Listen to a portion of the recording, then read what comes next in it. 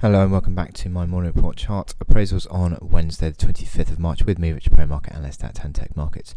I'm going to move on to Eurodollar now, and this Eurodollar is consolidating actually, and it's just consolidating around this downtrend just above the 21-day moving average, interestingly enough, but it is still just underneath that spike high of 110.30 that we saw from the FOMC.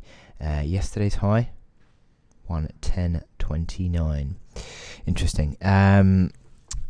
The other interesting factor. I'll just quickly run through these. Momentum indicators on the daily, basically just unwound now. So they're actually now up to levels at which you need to see this continue for this rally to go, and for the bulls, I think, to get confidence, because at the moment you've got the RSI at 50 basically.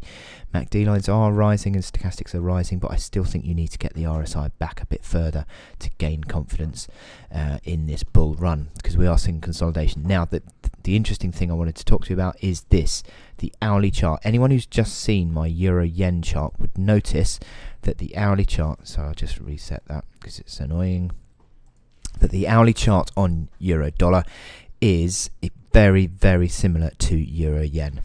You've got this spike high that we had on the FOMC, which hit resistance, and yesterday's resistance was basically bang on that. Now, this is a very similar situation to Euro-Yen, with the fact that we had the resistance and then a rally high that has also formed a basic sort of a pivot level now around this neckline. That neckline on Euro-Dollar comes in at 109 figure. Interesting that that sort of equates to 130.40 on Euro-Yen, and that is they're both holding. These levels are both holding, and so the uptrend is still progressing nicely. The other thing, interestingly enough, on Euro-Yen is both Euro-Yen and Euro-Dollar has got these sort of slight bearish divergence, slight negative divergence in the hourly momentum indicators, which I suppose has come in as we've got this consolidation. But is that telling us something? Well, not quite yet. I still think that as with Euro-Yen, Euro-Dollar is still holding up just above this 45 level. Again, if you see the RSI on the hourly chart back below 45 into the low 40s, then that, I think, would suggest that you're going to be putting a lot of pressure on this 109 figure mark, and you could see this top pattern complete.